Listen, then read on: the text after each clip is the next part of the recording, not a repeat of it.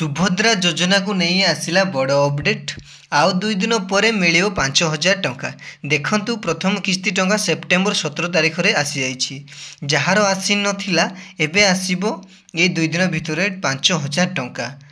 एवं कहार आसबनी जाना पूर्व चैनल जदि नुआ अच्छा चैनल को सब्सक्राइब कर एवं ही नोटिफिकेशन ऑन कर दो नुआ नुआ अपडेट पाइबापी। देखंतु बहुत लोग फॉर्म फिलअप कर देथिले हेले बहुत जन को टंका आसी आ बहुत जन को टंका भी आसीनी।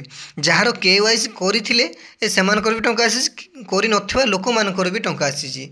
सेतिमै आपण माने से भूल करंतु नाही। जदि सरकार कहिजन जहाँ से अनुसार ता गाइडलाइन अनुसार करंतु। मोबाइल नंबर वो आधार कार्ड बैंक अकाउंट लिंक अच्छी ना देखि दियंतु कहीं यही 2 दिन भीतर पैसा आसबार अच्छी ना यहाँ भी कैनसल हो कैनसल हो गले कि थर्ड पेज रे मिले बोले आम उपमुख्यमंत्री प्रतिमा परिडा कहते हेले भी देखंतु क्या मिलबो ना। देखंतु सरकार माने फास्ट किस्ती रे कौन देथिले 25 लाख लोकों को दिगला हेले एबे घोषणा कर 40 लाख लोकों को दिज्व बोली ए सुभद्रा योजना कहते। नेक्स्ट जो मैंने पाइबे नहीं यही फेज रे से माने थर्ड फेज रे पाइबे बोली घोषणा करछंती। आ जदि आपण मानको आधार लिंक नाही बैंक खाता रे जिते शीघ्र पारुछन लिंक कर दियंतु नचेत यही फेज भी कटि जाई पारंती।